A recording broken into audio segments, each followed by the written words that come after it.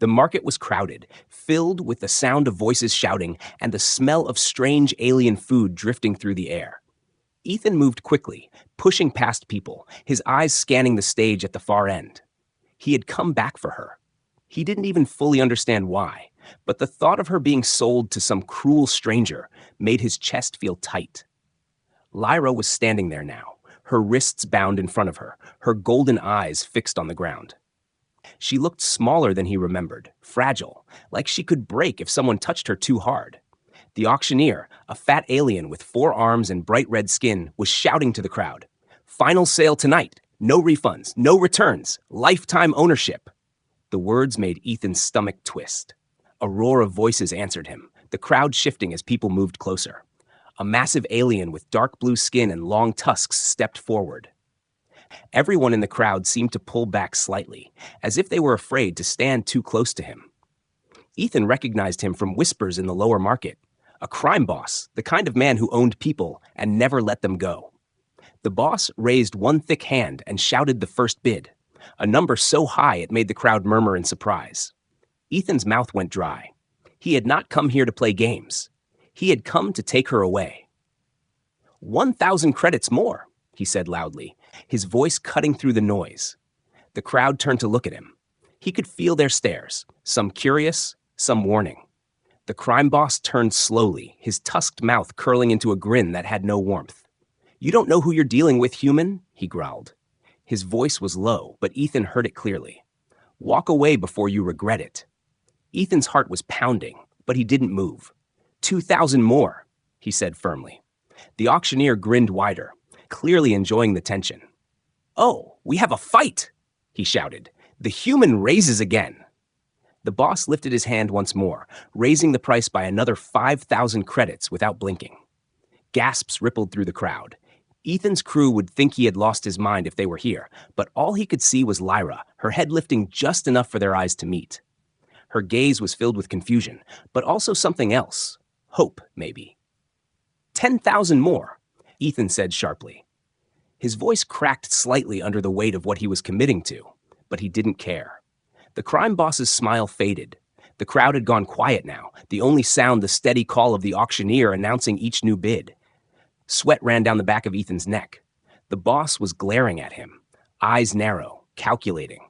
For a moment, Ethan thought he might give up, but then the boss leaned forward and raised the price again, higher than Ethan thought he could afford. His mind raced. This was more than just credits now. It was a battle of will. The boss wanted to crush him, to make him back down in front of everyone.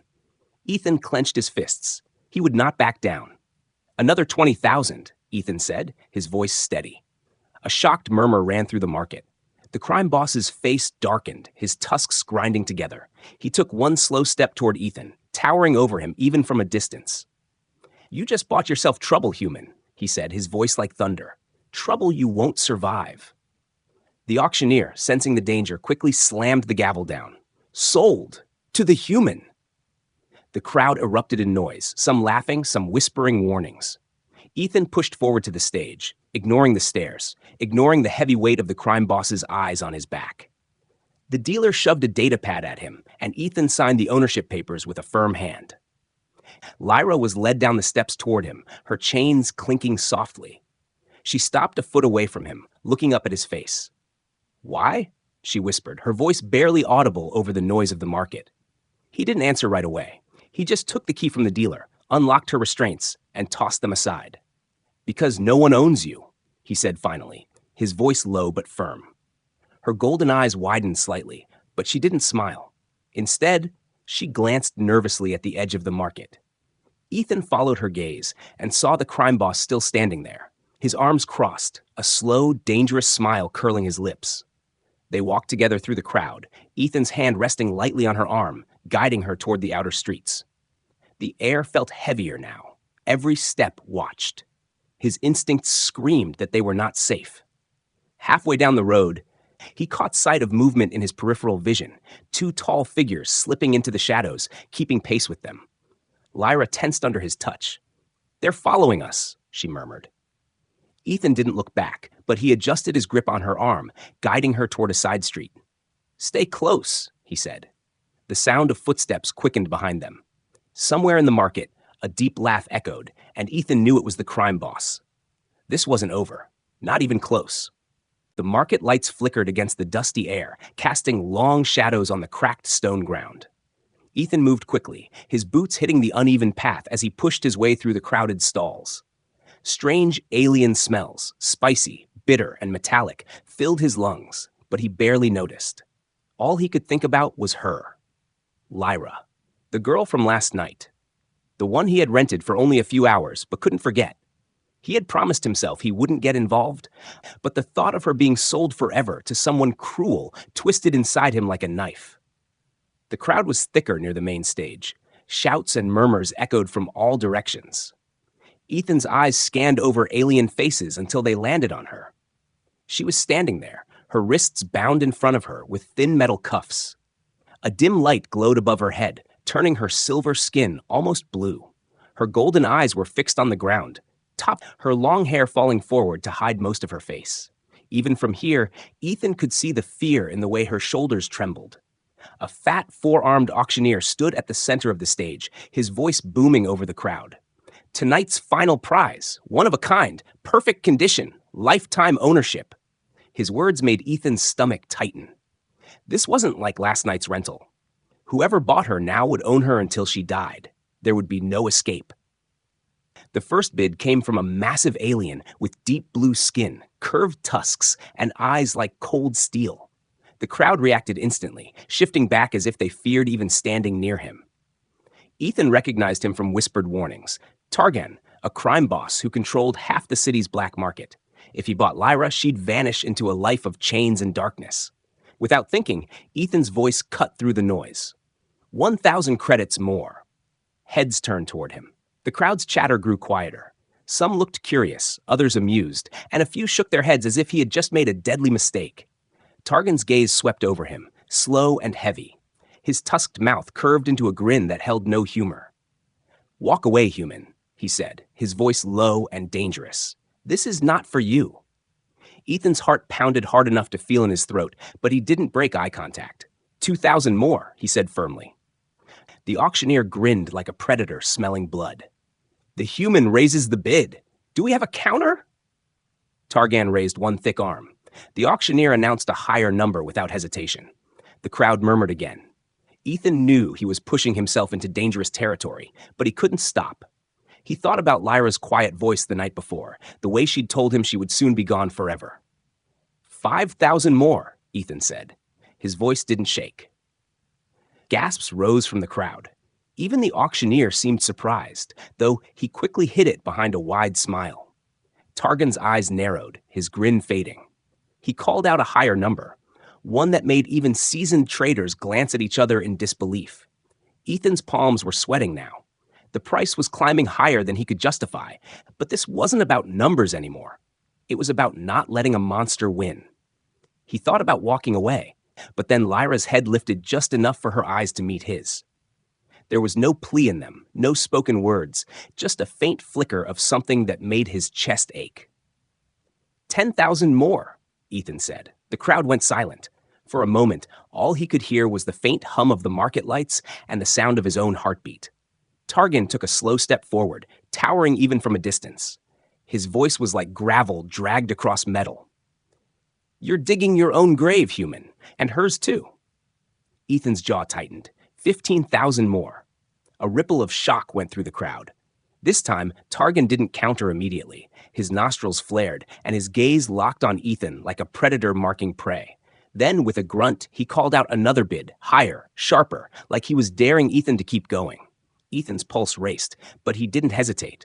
20,000 more. The noise in the market swelled again, voices rising with disbelief. This wasn't a normal bidding war anymore. It was a public challenge. The auctioneer, clearly thrilled by the tension, raised both hands.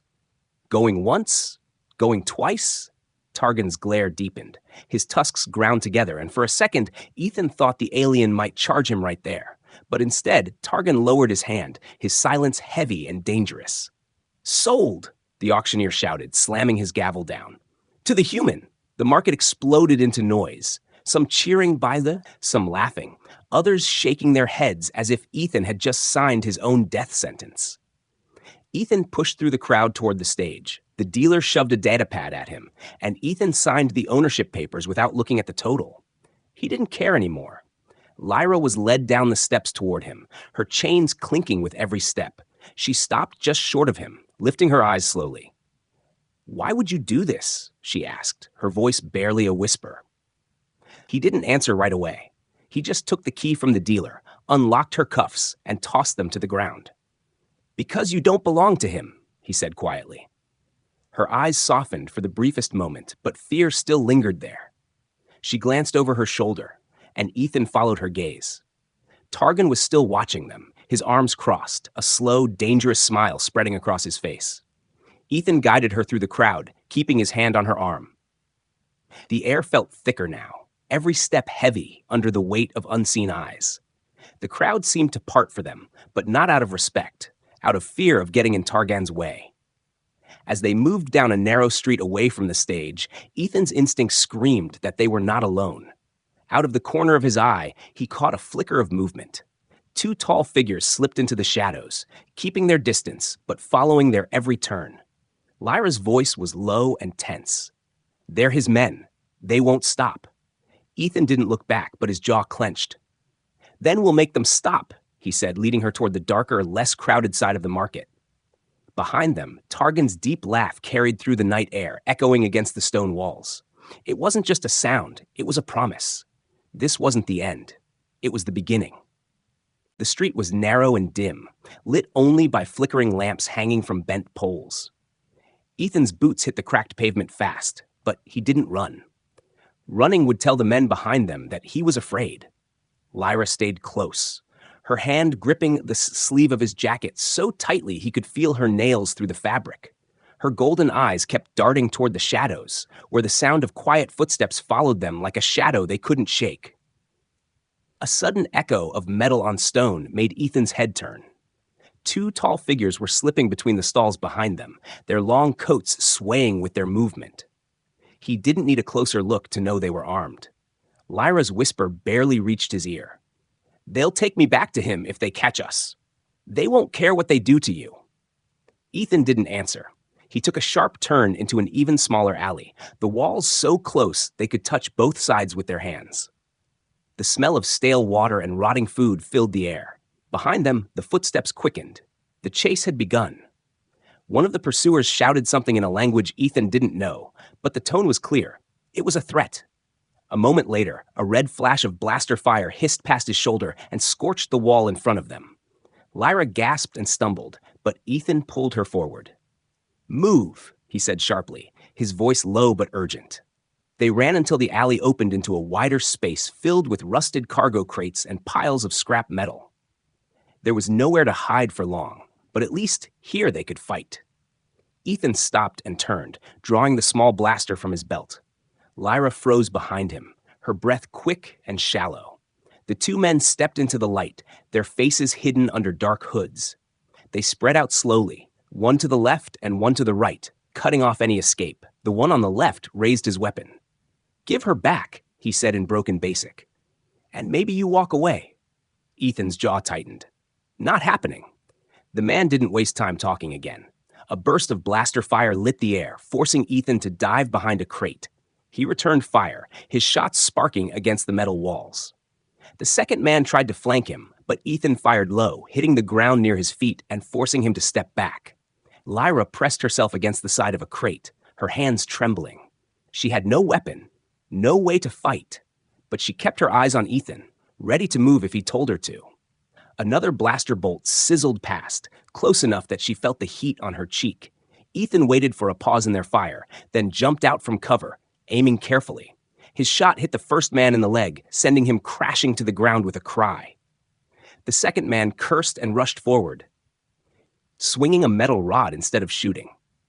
Ethan blocked the swing with his arm, pain shooting through him, but he shoved the man back with all his strength. The attacker stumbled, and before he could recover, Ethan slammed the butt of his blaster into the man's jaw. He dropped instantly, his weapon clattering to the ground. The first man, still on the floor, tried to crawl away, but Ethan kicked his blaster aside. "Tell Targan," Ethan said coldly, "that she's not his anymore." The man's glare was full of hate, but he didn't reply. He just dragged himself up and limped into the shadows, the other man staggering after him. Ethan grabbed Lyra's hand. "We need to move. More will come." They slipped out of the cargo yard and into a different street, this one quieter, but still dangerous.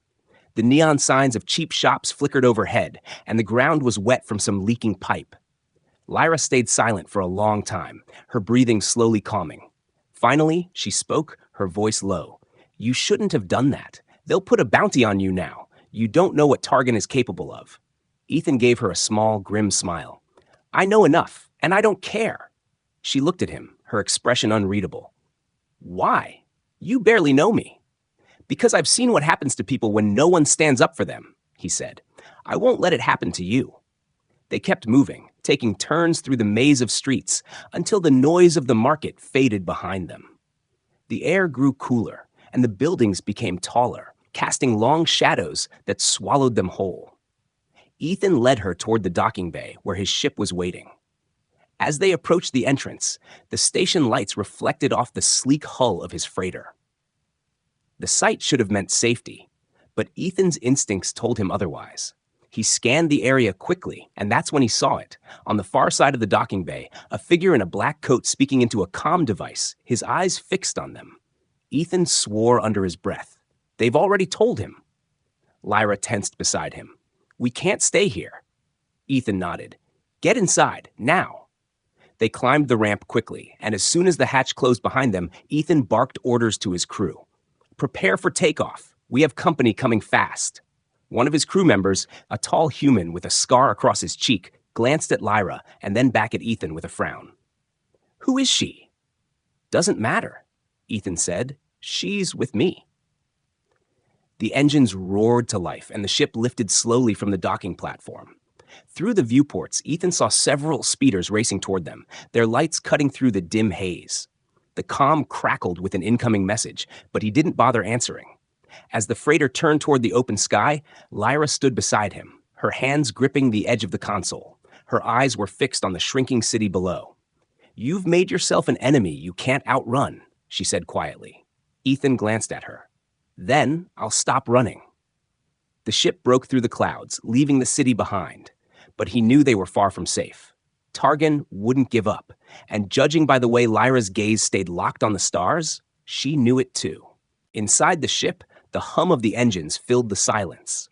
Lyra sat in one of the seats near the control room, her hands resting in her lap, her golden eyes staring at the floor. Ethan watched her from the pilot's chair, trying to read her expression.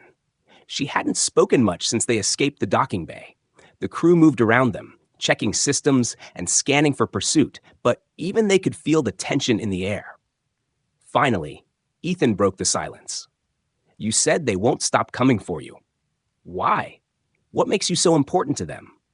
Lyra's shoulders shifted slightly, but she didn't look up. "It doesn't matter. You've already done too much. You should let me go before you're pulled into something you can't survive." Ethan leaned forward. "If it didn't matter, they wouldn't be chasing you this hard. Tell me." For a long moment, she stayed quiet. Then, slowly, she lifted her gaze to his. "I am not just a market slave. I am Lyra Valen of the House of Valen. Or at least, I was." One of the crew members nearby froze mid-step, glancing toward her in shock. Ethan frowned. "House of Valen, that's royalty, isn't it?" She gave a small nod. "It was. My family ruled the Korean system for generations, until the coup." Her voice shook slightly. "They stormed the palace, slaughtered everyone loyal to us. I was smuggled out by my mother's most trusted guard. We tried to escape the planet, but we were betrayed. I was sold to Targan to hide me from the new rulers." Ethan sat back, the weight of her words sinking in. He understood now why the crime boss had been so eager to keep her. She wasn't just valuable, she was dangerous to anyone holding her. "If you're royalty, then why didn't you tell me before?" Lyra's lips pressed into a thin line. "Because people don't save me when they know who I am. They sell me for more." Her words hit harder than she probably meant them to. Ethan didn't look away. "I'm not like them." She studied him for a moment, as if trying to decide whether to believe him. "Even if that's true, helping me will put you against not just Targan, but the new Korean rulers. They'll see you as a threat for keeping me alive. You'll have nowhere to hide." Ethan's voice was steady. Too late for me to walk away now. Before she could reply, the ship's sensors beeped sharply. One of the crew rushed to the console. Incoming signatures. Fast movers. Looks like interceptors. Ethan's jaw tightened. How close? Minutes. Maybe less. Lyra stood quickly, her eyes narrowing. They won't attack immediately. They'll try to disable you first, then board the ship and take me alive. Ethan turned his chair toward her. How do you know their tactics? She stepped closer, her voice calm despite the danger. Because I've seen them before. These are royal interceptors, and I know their commanders. I can tell you exactly how they'll move, where they'll try to hit you. The crew exchanged doubtful looks, but Ethan didn't hesitate. Then you're part of the fight. Get to the tactical console. Lyra moved quickly, her fingers brushing over the controls with surprising skill. She pointed to the holomap.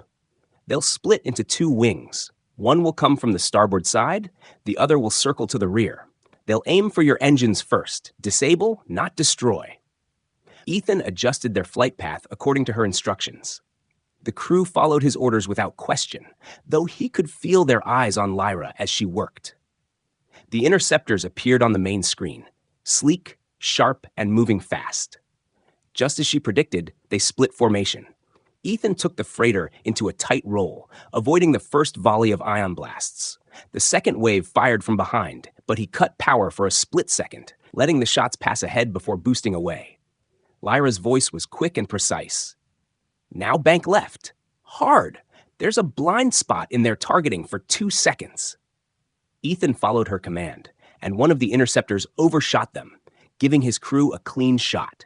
The freighter's cannons roared, hitting the enemy square on and sending it spiraling out of control. The other ships pressed harder now, realizing they were facing more than a simple trader. Ethan could feel the tension in his muscles as he maneuvered between the bursts of enemy fire. Lyra's guidance saved them twice more, her eyes locked on the tactical display like she had done this her whole life. After a long, tense exchange, the remaining interceptors broke off. The sensor board cleared, leaving only the hum of the ship and the sound of heavy breathing from everyone on the bridge. Ethan leaned back in his seat, looking at Lyra. Not bad for someone who claimed she couldn't fight. She almost smiled, but it faded quickly. That was nothing. They'll send more. Stronger ships, and next time, they'll know you have me. One of the crew members, a broad-shouldered man named Rake, stepped forward. Captain, maybe she's right. She's trouble we can't afford. You should drop her somewhere and be done with it. Lyra's eyes dropped to the floor again. Ethan stood, his voice sharp. We're not leaving her. Rake's jaw tightened. Then you're risking all of us. Then that's my risk to take, Ethan replied. Silence settled again, heavy and uncomfortable. Lyra didn't look at either of them. Instead, she walked toward the corridor that led to the passenger quarters. I'll stay out of the way, she said quietly. I don't want anyone else hurt because of me. Ethan watched her go, his chest tightening for reasons he didn't want to think about. When she was gone, Rake muttered under his breath, She's gonna get us all killed. Ethan ignored him, turning his attention back to the stars outside. They had bought themselves time, but not much. The enemy knew exactly who they were carrying now. And if Lyra was right, the real fight hadn't even started. The first warning came as a soft beep from the ship's console, but it quickly turned into a sharp alarm. Ethan's head snapped toward the screen. Contacts. Multiple, the pilot said, his voice tense. They're coming in fast.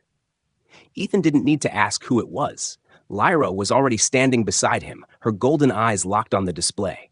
Those aren't merchant ships, she said quietly. They're here for me. Outside the viewport, small flashes of light appeared in the darkness, growing larger as enemy fighters closed in. The sleek shapes of the ships were designed for speed and attack, and they moved like hunting predators. Ethan's voice was steady but firm. All stations, battle positions. The crew scrambled. The gunner strapped in, loading the cannons. The engineer diverted power to shields. Lyra stayed near Ethan, her fingers brushing over the tactical screen. They'll come in waves. The first will try to disable you. The second will finish it. The first volley hit them before he could reply. Blue-white ion blasts slammed against the shields, making the ship shudder. Sparks danced along the walls of the control room. Shields at 70%, the engineer shouted. Ethan gritted his teeth and banked hard to the right, pulling the freighter away from the incoming fire. One of the enemy ships swept past, and the gunner opened fire, scoring a hit that sent the fighter spinning out of control. Lyra's voice was calm but urgent. "They're regrouping. Starboard side, low approach." Ethan adjusted their position, letting the incoming fighters overshoot before swinging around and catching them in the gunner's line of fire. 2 more ships went down in bursts of flame, but more kept coming. The comm crackled, and an unfamiliar voice filled the cabin. "Human, surrender the girl and we will let you live. This is your only chance." Ethan didn't even touch the comm controls. "Ignore it," he said. The next wave hit harder. A direct blast rocked the ship, and the lights flickered. The engineer cursed loudly. "Main shield generator is overheating." Ethan's mind raced. If the shields failed, they wouldn't last long. "Reroute cooling from the secondary systems," he ordered. Lyra grabbed his arm suddenly. "There's a gap in their formation. Take us into the asteroid field." One of the crew looked at her like she was insane. "That's suicide. The rocks will tear us apart," she shook her head. "Not if you follow my path. I've flown through there before." Ethan hesitated for only a second before nodding. "Do it." Lyra moved to the navigation controls, her fingers moving with precision. The freighter dove toward the dark, jagged shapes of the asteroid belt. The enemy followed, their ships firing in quick bursts, but the massive rocks began to block their shots. Inside the field, the danger changed. Huge spinning boulders passed within meters of the hull. Ethan's hands tightened on the controls, following Lyra's rapid instructions. Left, now up, cut power for 2 seconds, boost forward. Each maneuver brought them deeper into the maze, the enemy fighters struggling to keep up without smashing into the asteroids. One wasn't quick enough and slammed into a rock, exploding in a flash of light. Another clipped its wing and spun out of control. Finally, only one fighter was still on them. It pushed hard, firing continuously. The freighter dove under a massive slab of rock, then shot upward as the enemy tried to follow. The fighter hit the underside of the asteroid and exploded. The field fell silent except for the low hum of their own engines. The crew let out breaths they hadn't realized they were holding. Ethan leaned back, his heartbeat still pounding in his ears. "That was good flying," he said, glancing at Lyra. She gave a small smile. "You listened." He returned it faintly, but his eyes lingered on her for a moment longer than necessary. She noticed, and her smile faded slightly, replaced by something softer. The freighter found a quiet spot in the shadow of a large asteroid. The crew began repairs, checking systems, and patching the minor damage. Lyra sat on one of the benches, exhaustion visible in her posture. Ethan brought her a small packet of water and a nutrient bar. She accepted it, their fingers brushing briefly. "You didn't have to do all this for me," she said quietly. "I know," he replied, "but I wanted to." For a moment, neither spoke. The hum of the ship and the faint clatter of tools from the repair crew were the only sounds. Then Lyra looked at him with a seriousness that caught him off guard. "You're risking everything for someone you just met. People don't do that without a reason." Ethan shrugged slightly. "Maybe I don't like seeing people treated like they don't matter." Her gaze didn't leave his. "Or maybe you just don't like losing." He smirked faintly. "Maybe it's both." She lowered her eyes, a faint blush coloring her silver cheeks. She didn't say anything else, but the way she held the water packet told him she was thinking about his words. The repairs finished, and the crew prepared to move again. As they powered up the engines, the scanner beeped faintly. No enemies, just the empty quiet of space. For now. Lyra stood beside Ethan at the controls as they left the asteroid field. Her voice was quiet but certain. "They'll keep coming, and next time they'll bring more than fighters." Ethan glanced at her. "Then we'll be ready." She gave him a look he couldn't quite read, part warning, part gratitude, and maybe, just maybe, part trust.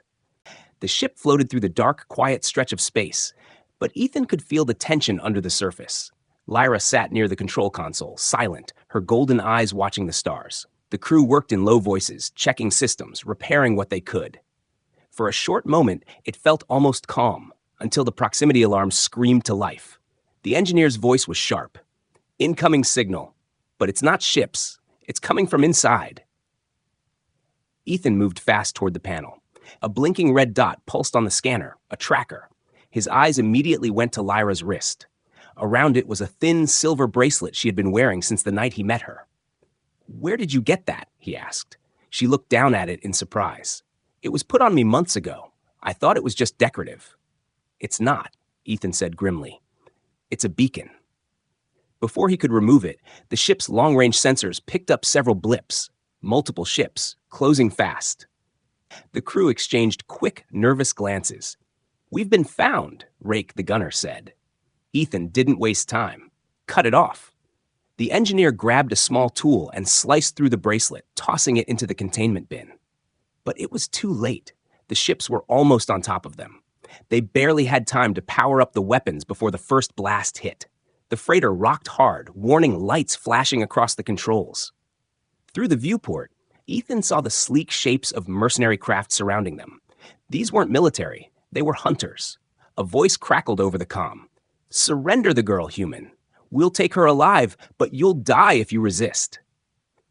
Ethan didn't answer. He turned to his crew. "Prepare to repel boarders." Within minutes, the mercenaries cut through the freighter's side hatch. Smoke filled the corridor as armed figures poured inside. Blaster fire echoed in the narrow space. Ethan fired from behind cover, hitting the first attacker in the chest. Lyra crouched low behind a storage crate, eyes wide. The fight was fast and brutal. The mercenaries were well trained, pushing forward with heavy weapons. Rake managed to drop 2 of them with precise shots, but more kept coming. Then Ethan saw it, a familiar face among the attackers. One of his own crew, a younger man named Kell, was standing behind the mercenaries, guiding them through the ship. "You betrayed us?" Ethan shouted. Kell's face twisted. "It's nothing personal, Captain. The credits were too good to ignore." The words barely left his mouth before Ethan fired, hitting him in the leg. Kell dropped with a cry, clutching the wound. "You'll regret this," he spat, but Ethan was already moving forward. 2 mercenaries broke away from the fight and headed straight for Lyra. She tried to back away, but one grabbed her arm. Ethan's gut burned with rage. He charged, slamming into the first man and knocking him to the ground. The second swung a knife, slicing across Ethan's side. Pain flared hot, but he didn't stop. He ripped the weapon from the man's hand and struck him hard enough to send him sprawling. Blaster fire filled the air again. Rake shouted from behind cover, "We can't hold them much longer." Ethan grabbed Lyra's wrist. "Move." They ran toward the emergency escape bay, but another mercenary blocked the path. Ethan raised his blaster, but the man fired first. The shot grazed Ethan's arm, burning through the fabric of his jacket. He gritted his teeth and returned fire, dropping the attacker. The remaining mercenaries began to retreat, dragging their wounded with them. It wasn't victory. They just lost the element of surprise. More would come, and soon. Ethan's knees almost buckled as the adrenaline started to fade. His side throbbed, and blood was seeping through his shirt. Lyra's hand suddenly pressed against the wound, her face pale. "You're hurt," she said, her voice shaking. "I've been worse," he muttered, though his vision blurred slightly. "You could have left me," she said quietly. "They would have spared you." He met her gaze, breathing hard. "I told you, I'm not leaving you. Ever." She didn't answer right away. Instead, she helped him back to the med bay, her arm around his waist. The engineer came in a moment later with a field med kit, working quickly to seal the wound. Ethan lay back on the cot, his eyes half closed, but he could still feel her hand holding his. It was warm, steady, and didn't let go. "You saved me," she whispered. "No one's ever done that for me." "Get used to it," he said faintly, managing the smallest smile before the sedative pulled him into darkness.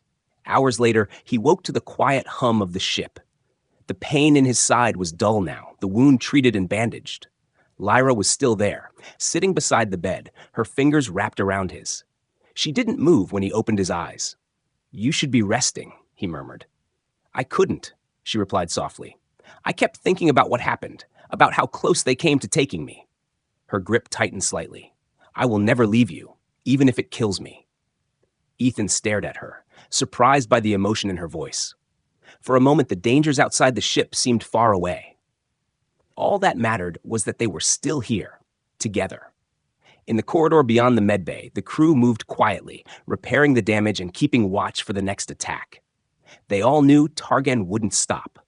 But for now, the ship was calm, and the only sound in the room was the steady rhythm of their breathing. Ethan stood at the front of the control room, staring out at the endless stars. His side still ached from the wound, but he ignored it. He knew they couldn't keep running forever. Every time they escaped, Targan sent more hunters. Eventually, one of them would catch up. Lyra stood beside him, her golden eyes calm but filled with something deeper, determination. "We need a plan," she said. "One that ends this."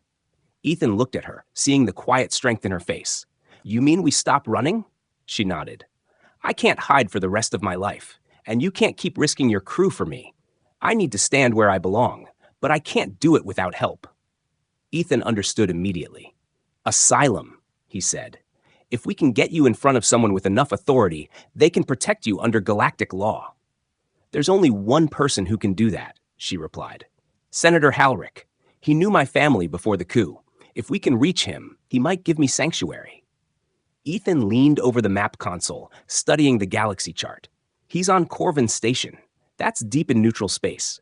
We'll be exposed the whole way there." Lyra stepped closer. "Then we make it count." The crew gathered in the control room. Ethan explained the plan. Rake frowned. "You're talking about walking straight into open space with bounty hunters on our tail. This is suicide." "It's the only chance she has," Ethan said firmly. "And I'm taking it." The flight to Corvan Station was tense. Every blip on the scanner made the crew reach for their weapons. Twice, they had to change course to avoid patrols. Lyra stayed in the control room the whole time, her presence a silent reminder of why they were risking everything. When the station finally came into view, it looked like a giant metal ring floating in the void, glowing with thousands of lights.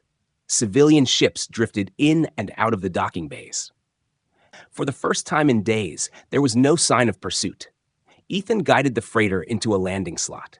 Security drones scanned the ship, and after a brief pause, they were cleared. Lyra stood at the hatch as it opened, her posture straight, her expression calm. She wore a simple cloak to cover her features, but she walked with the quiet grace of someone born to command. Inside the station, the air was warmer, filled with the sounds of trade and conversation. Ethan led the way through the bustling corridors until they reached the tall, silver doors of the senator's office. 2 armed guards stood at the entrance. One stepped forward. "State your business." Ethan's voice was steady. "Tell Senator Halrick that Ethan Cole requests an urgent audience. And tell him it's about the last heir of House Valen." The guards exchanged a quick look. One slipped inside and moments later returned, nodding for them to enter. The senator's office was large, lined with holographic maps and stacks of documents. Behind the desk sat Halrick, a tall, thin man with sharp features and silver hair. His eyes widened when they fell on Lyra. "My God," he breathed. "It's true." Lyra stepped forward, lowering her hood. "Senator, you knew my family. You know what was taken from me."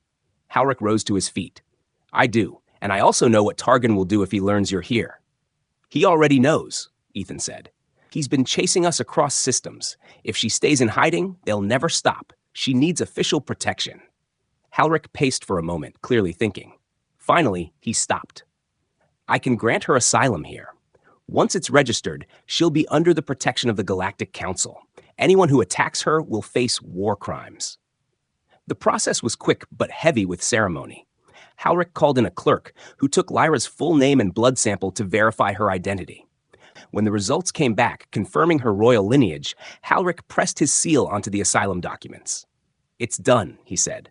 "From this moment on, Lyra Valen is a free citizen with the right to live anywhere she chooses."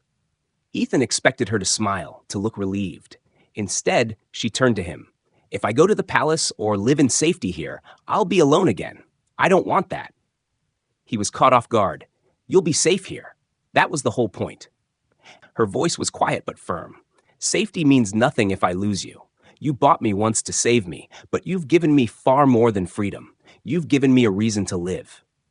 For a long moment, Ethan didn't speak. Then he took a step closer. "If you stay with me, it won't be safe. You know that." She smiled faintly. "I've never been safer than when I'm with you." Halrick watched them silently, a faint smile tugging at the corner of his mouth. "Then it's settled. She stays with you. But be warned, Targan won't stop. You may have won her freedom, but you've also declared war on him." Ethan nodded. "Let him come." They left the office together, walking side by side through the station's bright corridors. The noise of the crowd surrounded them, but in that moment, it felt distant, almost unreal. As they reached the docking bay, Ethan noticed a shadowed balcony above. A tall figure stood there, half hidden, watching them. Even from this distance, he knew who it was: Targan. The crime boss didn't move, didn't speak. He only smiled, slow and dangerous, before fading back into the shadows.